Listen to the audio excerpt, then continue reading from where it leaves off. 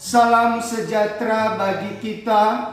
Perkenalkan, nama saya Yulianus Halawa SPD, nomor peserta PPG 200150424035. NIM PPG 23160201. Saya adalah mahasiswa PPG dalam jabatan kategori 3 angkatan tahun 2023 Institut Pendidikan Tapanuli Selatan. Saya sebagai guru mata pelajaran ekonomi di SMA Negeri 2 Huruna, Kecamatan Huruna, Kabupaten Nias Selatan, dengan materi pelajaran pengangguran dengan model PBL. Selamat menyaksikan. Terima kasih.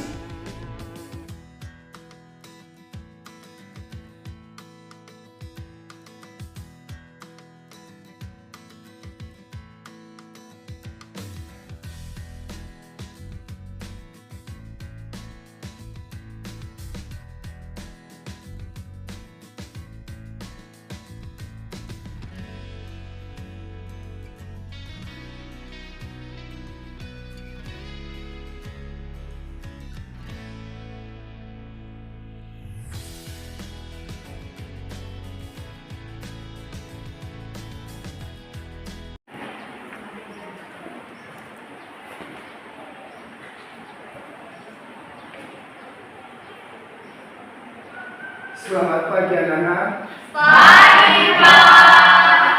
Baik, sebelum kita masuk pada materi pada pagi hari ini, mari kita berdoa menurut agama kita masing-masing yang dipimpin oleh Febri. Silakan.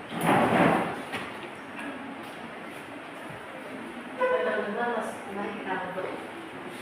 Bapak di surga, kami kembali mengucap syukur kami Bapak atas berkat dan perlindungan kami pribadi hati kami. Tuhan Yesus, gunakan kita Tuhan akan memuliakan kami. Kiranya Tuhan yang selalu memberkati kami dan memperlukan hidup kami yang penuh. Doakan pada kami. Tuhan Yesus, diberi makan dan segala baik. Tuhan Yesus, kita doa dan seperti itu kita berdoakan melalui nama Yesus Kristus. Amin.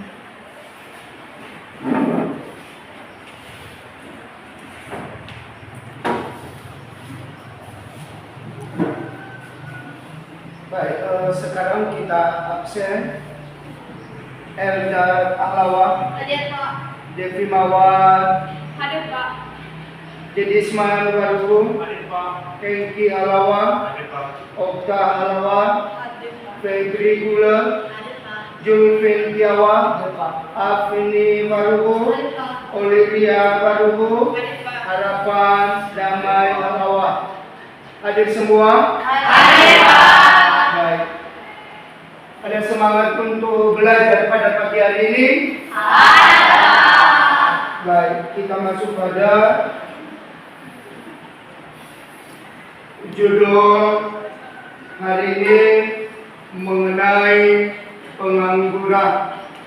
Pengangguran lanjutan dari kemarin yang sudah kita belajar mengenai sistem upah.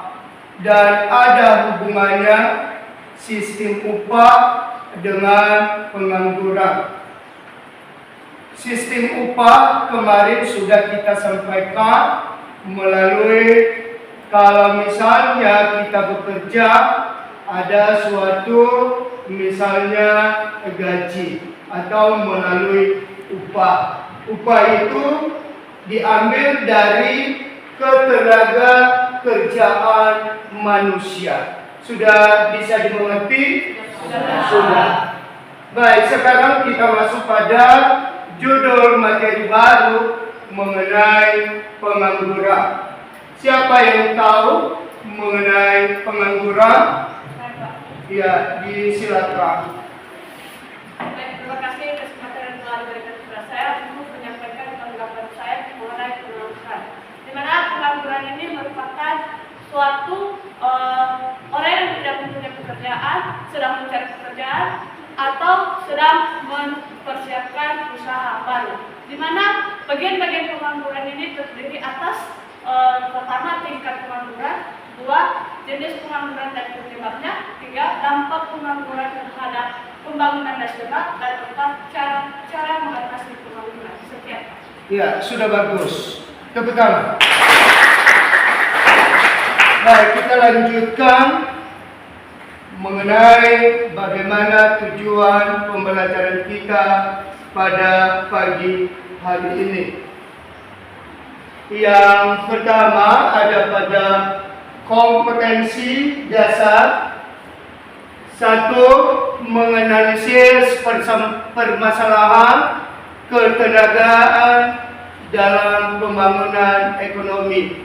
Kedua, menyajikan hasil analisis masalah ketenagaan dalam pembangunan ekonomi dan cara mengatasinya. Tujuan pembelajaran: satu, peserta didik mampu menganalisis pengertian pengangguran dan tepat melalui pengamatan video. Seterusnya, kedua, peserta didik mampu mengidentifikasi dampak pengangguran dengan baik.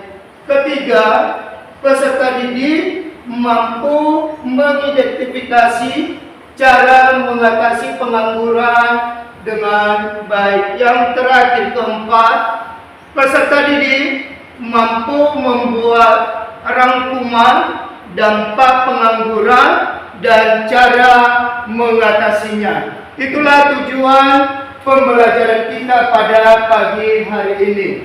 Dan seterusnya, ini kita memperhatikan misalnya video yang ditayangkan melalui layar infocus. Silakan dengarkan bersama, simak bersama, dan di situ kamu tahu bagaimana mengenai dampak pengangguran pada materi kita pada pagi hari ini. Disilakan.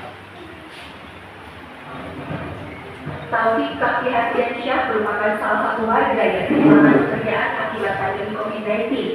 Selama 9 tahun, Taufik bekerja di salah satu pabrik kain di Kota Bandung. Namun ancaman pandemi membuat pabrik tempatnya bekerja berhenti berproduksi.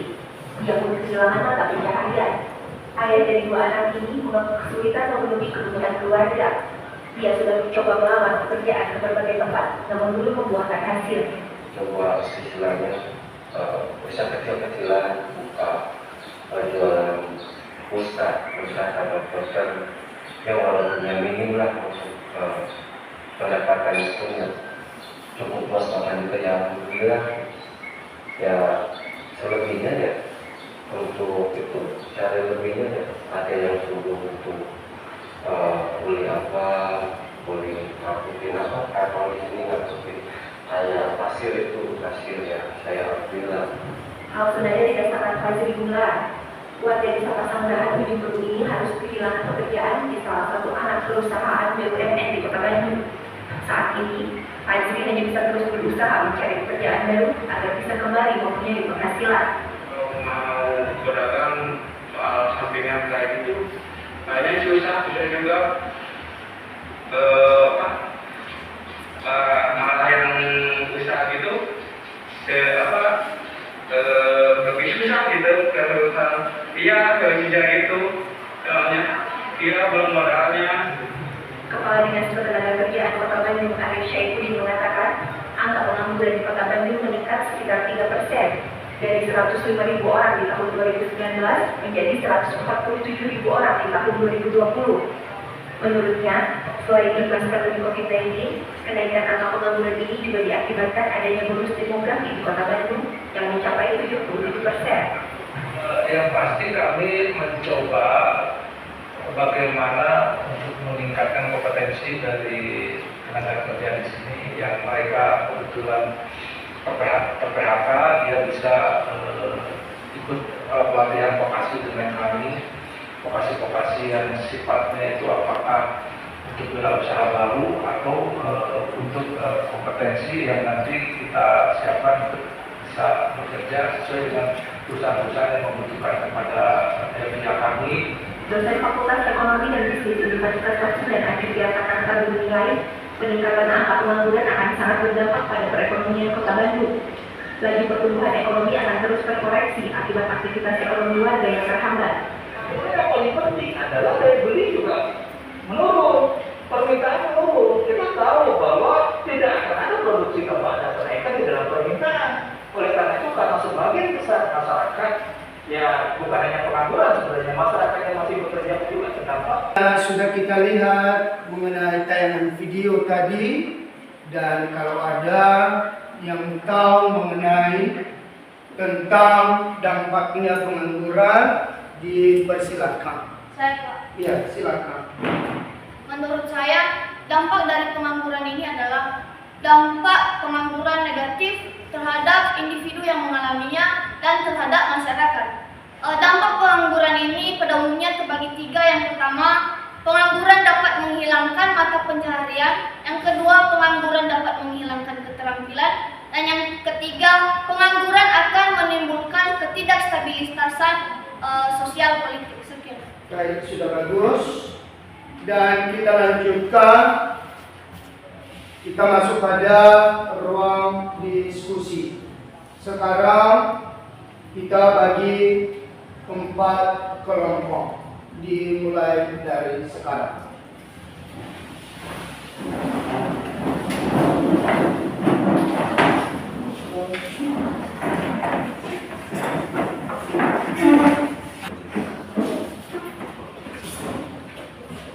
Baik, sudah dibentuk kelompoknya masing-masing? Sudah, Pak. Baik, sekarang saya bagi LKPD setiap kelompok.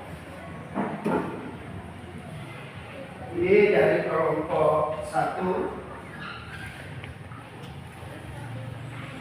kelompok 2, kelompok 3,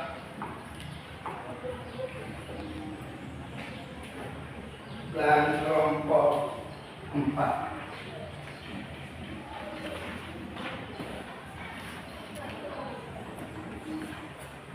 Baik, karena sudah kita bagikan LKPD, dimulai dari sekarang. Ini kita melihat tadi ada materi mengenai pengangguran, dan di situ kamu mengerjakannya di LKPD masing-masing. Disilakan.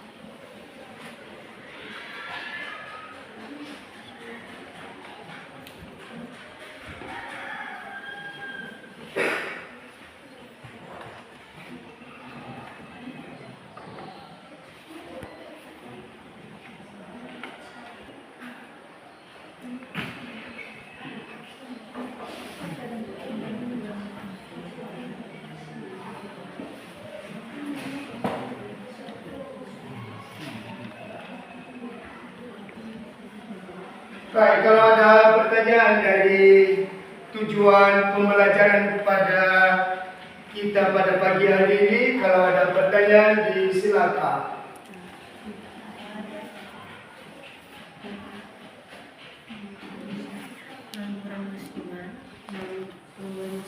Ada pertanyaan? Tidak ada. Pengangguran musiman adalah pengangguran yang biasa terjadi. Pengangguran yang terjadi pada satu pertanian, misalnya di musim semi.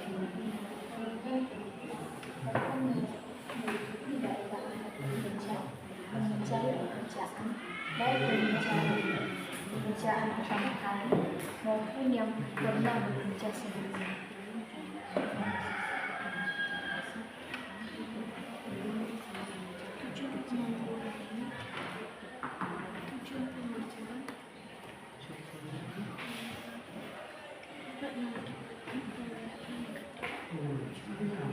Bagaimana kelompok 2? Bisa?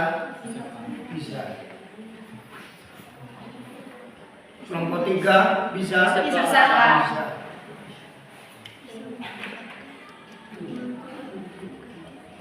Pengangguran terbuka, open daerah angkatan kerja yang mencari pekerjaan, baik yang mencari pekerjaan pertama kali maupun yang pernah bekerja sebelumnya. Dan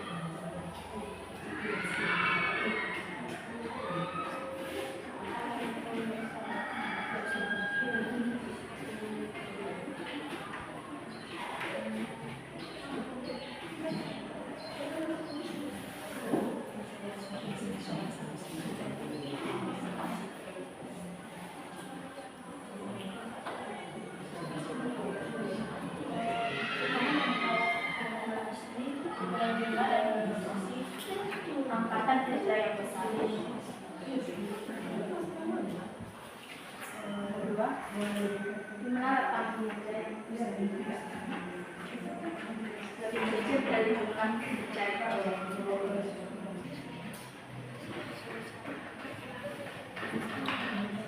Sudah siap? Sudah. Baik, karena sudah, kita menyampaikan hasil dari misalnya ruang diskusi kita atau analisis dan termasuk evaluasi di dalam LKPD yang kita kerjakan. Dimulai dari kelompok 1. Silakan menyampaikan hasil analisis dan evaluasi mengenai tentang pengangguran. Disilakan.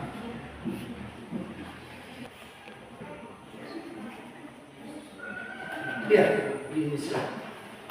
Pengangguran musiman ini adalah pengangguran yang bisa terjadi pada sektor pertanian, misalnya di musim panen, di mana banyak petani yang menganggur karena telah usai masa panen dan menunggu musim tanam selanjutnya.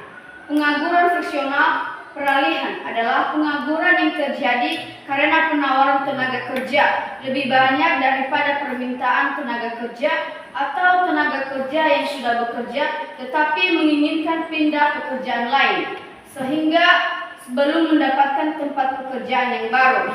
Kelebihan tersebut menimbulkan adanya pengangguran.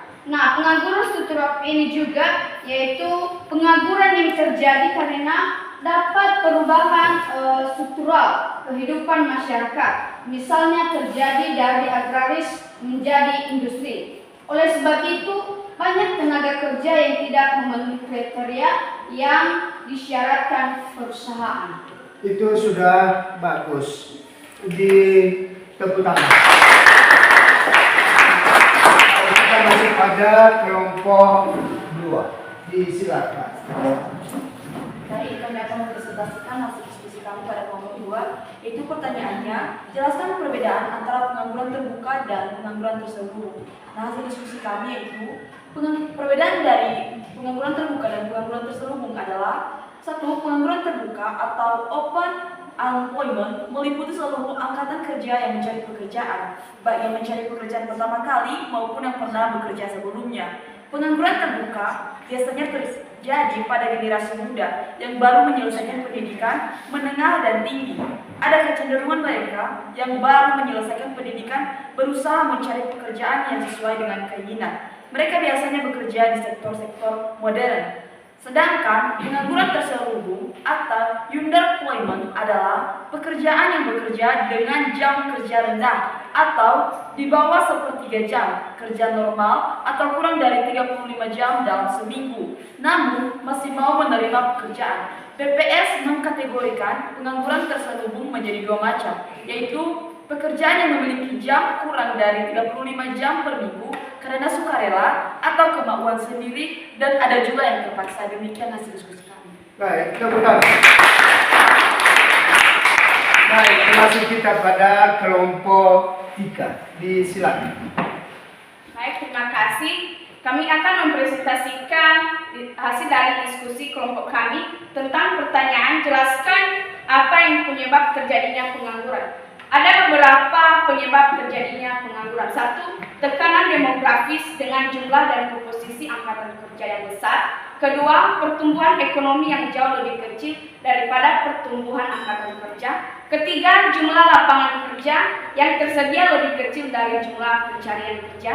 Yang 4. Kompetensi pencari kerja tidak sesuai dengan pasar kerja. Yang 5. Terjadinya pemutusan hubungan kerja (PHK) yang disebabkan antara lain perusahaan yang menutup atau mengurangi bidang usahanya akibat krisis ekonomi atau keamanan yang kurang kondusif, peraturan yang menghambat investasi, hambatan dan proses ekspor impor, dan sebagainya. Yang selanjutnya, kurang efektifnya informasi pasar kerja bagi para pencari kerja. Selanjutnya, berbagai regulasi dan perilaku birokrasi yang kurang kondusif bagi penghambat usaha. Masih sulitnya arus masuk modal asing dan iklim investasi yang belum kondusif, tekanan kenaikan upah di tengah dunia usaha yang masih lesu, dan kemiskinan, dan yang terakhir ketimpangan pendapatan. Sekian. Baik, tepuk tangan. Masih kita pada kelompok 4. Disilakan. Baik, terima kasih kesempatan yang telah diberikan kepada kelompok 4 untuk menyampaikan hasil diskusi kami tentang pertanyaan jelaskan berbagai dampak akibat adanya pengangguran. Jadi dampak tersebut adalah sebagai berikut. Bagian A, pendapatan nasional menurun. Salah satu komponen pendapatan nasional adalah upah. Orang yang bekerja tentu akan mendapatkan balas jasa atau upah. Jadi semakin banyak jumlah pengangguran di suatu negara, semakin banyak orang yang tidak mendapat upah, maka pendapatan nasional pun akan menurun. Padahal pendapatan nasional ini digunakan untuk membiayai pembangunan nasional. Bagian B, pendapatan per kapita masyarakat rendah. Semakin banyak orang yang tidak bekerja dan tidak menghasilkan, semakin berat beban orang yang bekerja. Akibatnya, pendapatan per kapita masyarakat menjadi rendah sehingga akan berpengaruh terhadap pelaksanaan pembangunan. Bagian C, produktivitas tenaga kerja rendah. Jumlah kesepakatan kerja yang terbatas menyebabkan orang bersedia bekerja apa saja walaupun tidak sesuai dengan bidangnya. Hal ini akan mengakibatkan produktivitas tenaga kerja menjadi rendah sehingga output yang dihasilkan sebagai sumber pendapatan nasional ikut menurun dan memengaruhi pelaksanaan pembangunan nasional. Yang keempat, upah yang rendah akibat produktivitas tenaga kerja yang rendah, maka upah yang didapatkan juga rendah. Hal ini berdampak permintaan masyarakat terhadap orang atau jasa juga rendah. Hal ini akan mengakibatkan perusahaan mengurangi atau bahkan menghentikan produksinya, sehingga terjadi pengurangan pekerjaan yang akan muncul pengangguran. Hal ini tentu saja akan berdampak pada pembangunan nasional. Dari sisi penawaran, upah yang rendah mengakibatkan jumlah pendapatan yang tidak dikonsumsi oleh masyarakat juga rendah, atau bahkan tidak menabung sama sekali. Padahal tabungan masyarakat merupakan salah satu sumber modal pembangunan nasional. Terima kasih. Baik, tepuk tangan. Kita kembali kepada kelompok 1. Disilakan kalau ada lagi pertanyaan. Baik, dari hasil diskusi kami ada pertanyaan, yaitu bagaimana cara yang dapat ditempuh oleh pemerintah untuk mengatasi masalah pengangguran. Berikut dari hasil diskusi kami telah mendapatkan beberapa jawaban, yaitu menciptakan kesempatan kerja terutama di sektor pertanian melalui penciptaan iklim investasi yang lebih kondusif.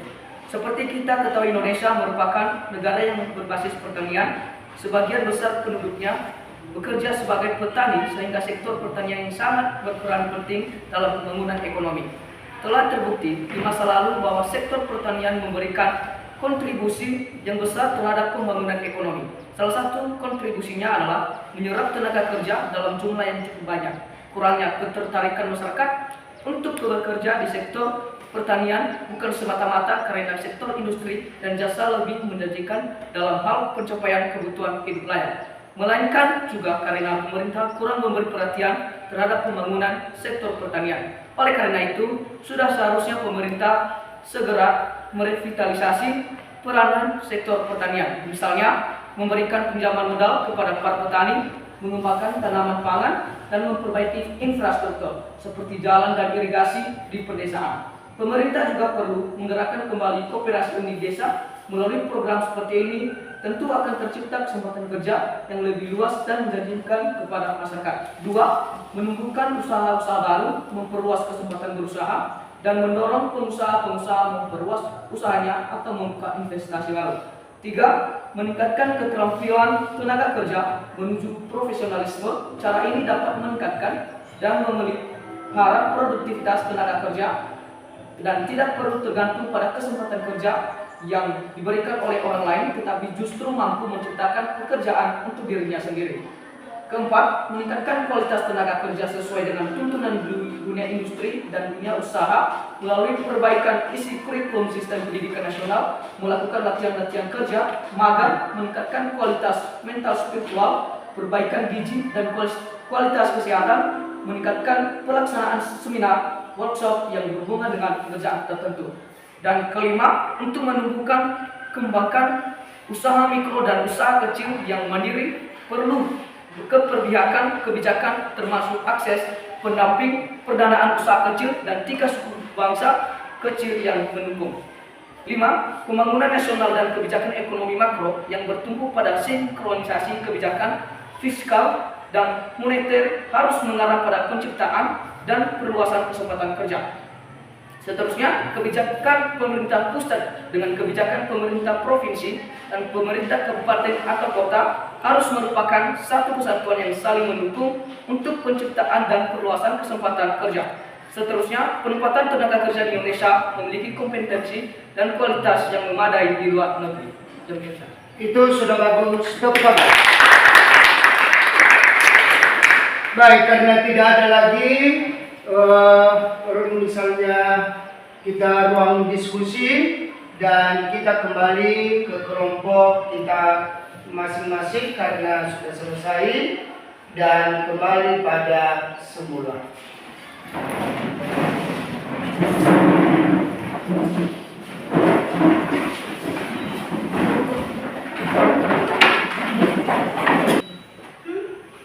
Baik, sekarang karena sudah kita sampaikan tadi mengenai tujuan pembelajaran kita masing-masing dari kelompok 1, kelompok 2, dan kelompok 3, dan kelompok 4, karena sudah selesai, pagi hari ini mengenai pengangguran. Dan kemarin sudah kita bahas mengenai sistem upah. Dan tentu juga ada hubungannya pada sistem upah dengan pengangguran. Sistem upah dengan pengangguran adalah jika upah menaikkan maka menurunkan suatu tingkat pengangguran. Dan juga sebaliknya, jika upah menurun maka akan naik tingkat pengangguran. Itulah yang kita bahas mengenai pengangguran pada materi kita pada pagi hari ini. Itulah yang menjadi pedoman kita pada masa depan kita, karena upah itu sudah menjadi suatu kebutuhan kita sebagai siswa. Tanpa ada upah, tanpa ada gaji, maka kebutuhan kita tidak ada. Karena ada upah, ada gaji, maka kebutuhan kita ada. Tahu semua, dan saya minta kepada siswa untuk menyimpulkan dari awal sampai akhir mengenai tujuan pembelajaran kita. Judulnya tentang pengangguran. Silakan. Kesimpulan dari materi yang kita pelajari hari ini yaitu pengangguran terbagi menjadi atas 3, yaitu pengangguran musiman, pengangguran friksional atau pelatihan, pengangguran struktural. Selanjutnya beberapa cara yang ditempuh untuk mengatasi masalah pengangguran ini. Yang pertama, menciptakan kesempatan kerja. Kedua, menumbuhkan usaha-usaha baru. Ketiga, meningkatkan keterampilan tenaga kerja menuju profesionalisme. Dan keempat, meningkatkan kualitas tenaga kerja sesuai dengan tuntutan dunia industri dan dunia usaha. Kelima, untuk menumbuhkan kembangkan usaha mikro dan usaha kecil yang mandiri. Dan keenam, pembangunan nasional dan kebijakan ekonomi makro.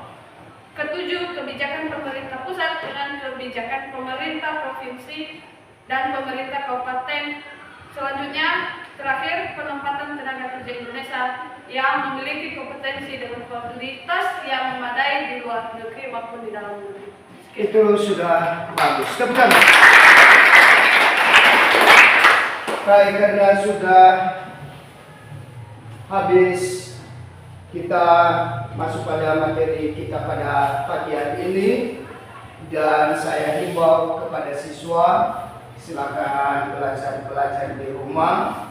Dan tentu karena kita sebagai siswa sudah tahu mana yang terbaik kepada kita masing-masing.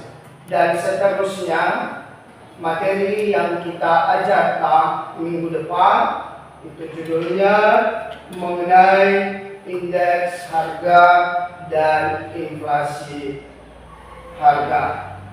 Sekali lagi, judul materi yang kita bahas minggu depan adalah indeks harga dan inflasi. Dan sekian kita masuk pada pagi hari ini.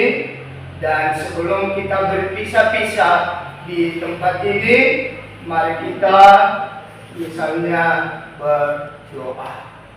Disilakan.